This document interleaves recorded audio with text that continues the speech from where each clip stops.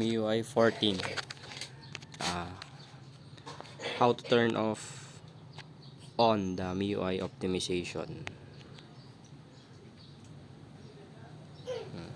Go to details and specs and tap the MIUI version at least 5 times, and then go to additional settings, developer option,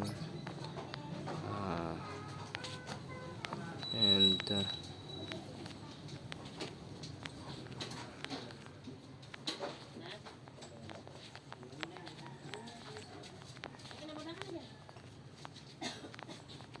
tap the reset to values,